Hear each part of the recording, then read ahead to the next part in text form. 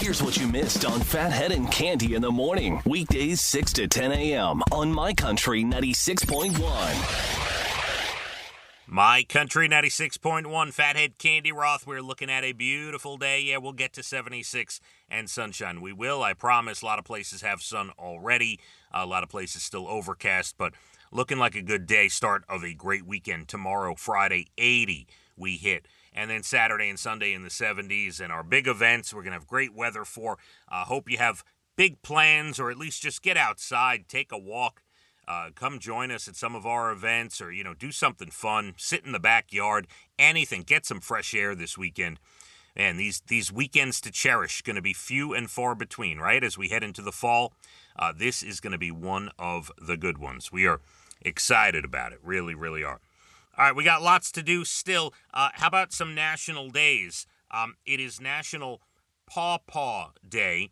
That is not like a grandpa or something. That is a fruit, a forgotten fruit that I wasn't even sure existed. I didn't even know what that was. A creamy mango banana flavored pawpaw is what I'm looking at here. It's National HIV/AIDS Aging Awareness Day. People living longer. The technology, the medicines, things going on with able to outlast this horrible disease, and people are living longer with HIV and AIDS. And finally, last but not least, because we have a couple of things on this, it is National Cheeseburger Day. Love a good cheeseburger. Currently, because I am in fitness mode, by the way, I still eat a lot of stuff that tastes really good, but like if I go get a cheeseburger, the bun's coming off. Maybe I have a half of the bun. I'll eat it with a fork. I'll eat the burger with a knife and fork, and then maybe have like half of the bun, just to have a little bit of bread or something. But National Cheeseburger Day, right up my alley. Love a good cheeseburger. Some toppings that people use, some of the best entries people put online that they say you need to try. Peanut butter on a cheeseburger. They say don't knock it till you try it. It's supposed to be very good. A glazed donut as a bun. That is a thing. I just saw that online not too long ago. Brie cheese and bacon with fig jam. Sounds pretty good. That's kind of probably similar to when you get like a blue cheeseburger with bacon and stuff. I love blue cheese on my cheeseburger. Refried beans, guacamole. Okay, not bad. Pineapple fused to the burger with cheese. My mouth is watering on a few of these.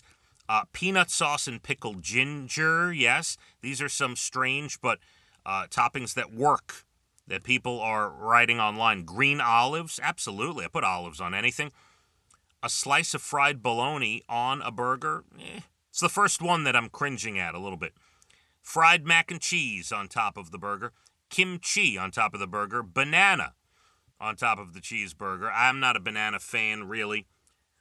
Putting cold cheese instead of melted cheese on your burger. That is a thing that some do. Some restaurants do that because they just don't take the time to melt your cheese, but some are doing it on purpose with cold cheese. Then you get the hot burger with the cold cheese.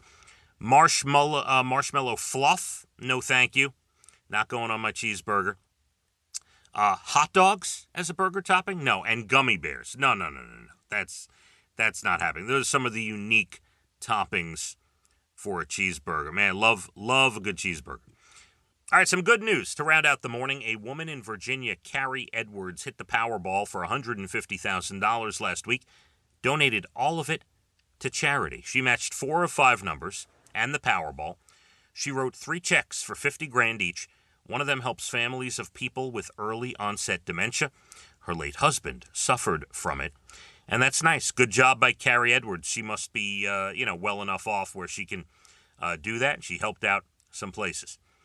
Animal rescuers on Long Island saved a deer that got seriously tangled up in a soccer net. The deer was not too cooperative, and it took a while to cut all the netting away, but it eventually ran off into the woods. And speaking of animals in need, a cow in Arizona escaped from a slaughterhouse and has now won her freedom. The escape happened a few weeks ago. Footage of her running around a town near Phoenix went viral. The owner of a place called Amy's Farm Animal Sanctuary got in touch with the slaughterhouse, asked how much it would cost to buy the cow. They gave her 24 hours to come up with $2,500. She reached out to donors, got the money. They named her Mootilda, and she'll get to live out the rest of her life on a farm. They've been posting videos. She already has a boyfriend. How about that? Well done. That is a good story. We will end on that. I am here till 10 o'clock. We got a ton of music next hour, 9 to 10.